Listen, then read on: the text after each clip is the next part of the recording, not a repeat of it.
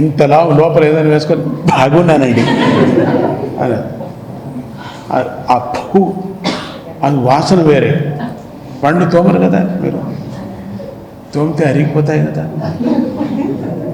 ఏది brush అరిగిపోతుంది, brush ఎప్పుడు ఇది మా పెండ్లు ఎప్పుడు కొని ఇచ్చారు. 4 పిల్లలు అయిన తర్వాత అదే బ్రష్ ఉంది, అదే బ్రష్ దీనికి, అదే బ్రష్ షూకి కూడా అదే వాడతారు, దీనికి కూడా అదే వాడతారు. కుక్క కూడా స్నానం దాంతోనే చేయిస్తారు. సో కాబట్టి ఇవి శౌచం అనేది చాలా ముఖ్యం. అది స్వామి దగ్గరికి వస్తే మా పిల్లలు 2 మాటలు 3 మాటలు స్నానం చేస్తారు, అయినా వాళ్ళకి చాలదు. అయినా స్వామీజీ తిడుతుంటారు, ఏదిరా వాసన దగ్గర అంటుంటారు.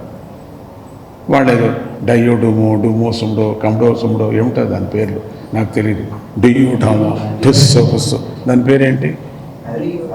డయోడామో డయ్యాడోమో డోమోడోమో ఏంటో అవస్థ పడుతూ ఉంటారు. ఇక్కడ శంఖకు అక్కడ ఇక్కడ అన్ని చోట్ల వేసుకొని స్వామి దగ్గర వచ్చి స్వామి దగ్గర సేవ లేకపోతే రానివ్వరు కదా. నువ్వు ఒకటి రమ్మంటే ఇంకోటి రమ్మంటారు. సో ఆ సేవ పోతుంది మనకు. అందుకని ఈ చిన్న సేవ ఏం చేయకూడదు, మనకే ఆరోగ్యం. స్వామి దగ్గర వస్తే మనకు ఆరోగ్యం. కాబట్టి ముఖ్యమైనటువంటిది మనశ్శుద్ధి పెట్టుకోవాలి.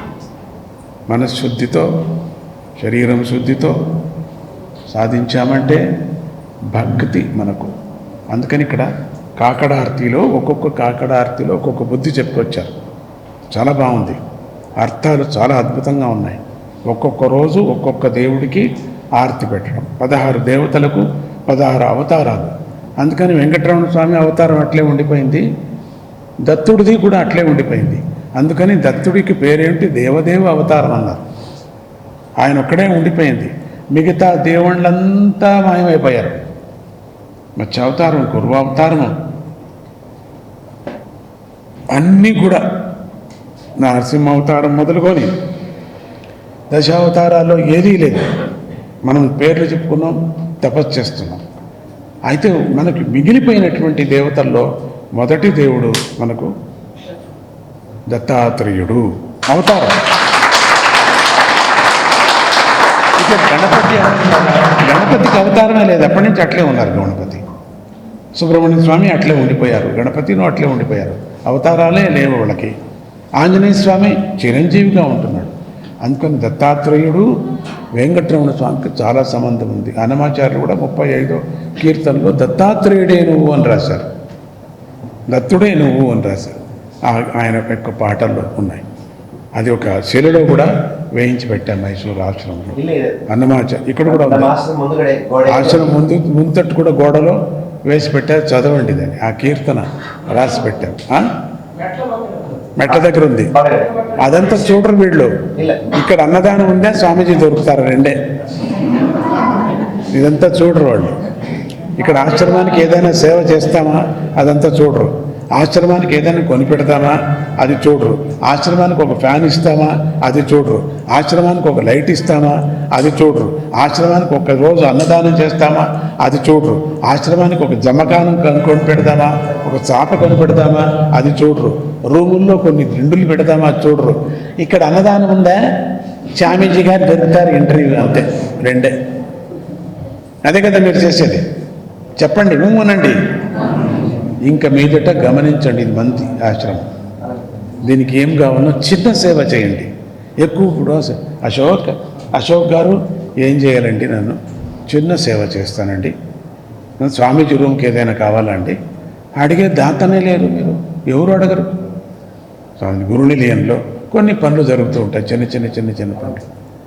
ఏమైనా ఉందా అండి, కార్పెట్ ఏదైనా ఉందా అండి, తలుపు ఏదైనా సరిచేయాలండి, కిటికీ ఏదైనా సరిచేయాలి, అడగరు మీరు. ఏదో కొన్ని పెద్ద లక్షలు అయ్యేది కాదు, చిన్నవి.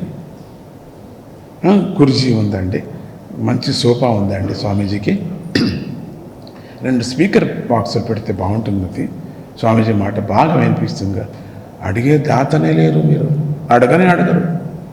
స్వామీజీ ఎప్పుడు దొరుకుతారండి, ఇంటర్వ్యూ ఎప్పుడు దొరుకుతుందండి, ప్రసాదం ఉందండి, తినకండి పోతాండి, ఇంతే. బిజినెస్ అది మానుకోండి. బిజినెస్ మానుకోండి. ఈరోజు స్వామీజీ వచ్చారండి, బీద వాళ్ళకి ఒక నలుగురికి చీరలు ఇప్పిస్తామండి. పండితులు, పెద్ద పెద్ద పండితులంతా వస్తున్నారండి, ఒక 5 పంచలు ఇస్తామండి.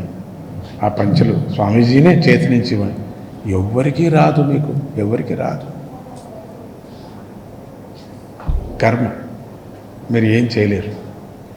ఈరోజు స్వామీజీ భిక్షకు మేము ఏమైనా ఇవ్వచ్చా అండి? చిన్నది భిక్ష కట్టుకుంటామండి. ఎవరికి ఈ క్షేత్రం అండి, స్వామీజీ వచ్చి దొరికారండి మాకు. ఒక్కటి ఏదైనా స్వామీజీ ఏసీ బాగుందా అండి, ఎవరు అడగరు. అవి ఎక్కడి నుంచి తెస్తాడు అశోక్? మనం సహాయం చేస్తే కదా. ఎంత సొంతమా? మా మామ కొడుక, మా అత్తయ్య కొడుక? చెప్పండి. నా కొడుకు, అది వేరే విచారం. తాను ఎవరి లీపుకైనా చేయాల్సింది తప్పదు. అట్లనే మీకు కూడా ఆ ఛాన్స్ కదా, మనం పంచుకుంటే కదా మనకు ఆ ఛాన్స్ దొరుకుతూ ఉంటుంది. స్వామీజీతో బ్రహ్మచారులు వచ్చారండి, 2 వస్త్రాలు తీసుకొచ్చి ఇస్తామండి. టీ స్వామీజీ ఎంత బాగా పాడుతున్నారండి వాళ్ళంతా. పాపం వాళ్ళకి ఏదైనా దక్షిణ ఇస్తామండి. మా చేతనైంది ఒక 1000 రూపాయలు ఇస్తామండి. అసలే రాదు మీకు. అదే అమెరికాలో వెళ్ళి చూడండి, మీరు ఎట్లా పైన పడి చేస్తారు వాళ్ళు. మీకెందుకు రాదు నాకు అర్థం కాలేదు. మీరంతా నా దగ్గర పెరిగిన వాళ్ళు, దత్తభక్తులు, మీకెందుకు మనసులో రాదు? కొత్తగా కూరగాయలు తీసుకొచ్చి ఇస్తామండి స్వామీజీకి. ఎంత పెద్ద కూరగాయలు, 20 లక్షలు ఏం కాదు కదా, 200 అంతే. కొత్త కూరగాయలు, ఫ్రెష్ కూరగాయలు స్వామీజీకి వండి పెట్టండి. ఎవరు లేదండి, మీకు రాదు. మీకు వచ్చేది ఒకటే, స్వామీజీ ఎప్పుడు దొరుకుతారండి? మేము ఇంటర్వ్యూకి కావాలండి, ఏమన్నా మాకు ఒక రూమ్ దొరుకుతుందండి ఫ్రీగా, మాకు అన్నం పెడతారా అండి? ఇవి సేవ అనేది నేను చెప్పాల్సిన పని లేదు, మీరు నేర్చుకోవాలా. దాన్నే సత్యమక్రోధం దశకం ధర్మాలు దీంట్లో చేరే. ఇది ప్రత్యేకంగా నేను బుద్ధి చెప్పింది కాదు, ఈ 10 ధర్మాల్లో చేరే. ఇవే ధర్మం అంటే, నిజమైన ధర్మం అంటే ఇదేనే.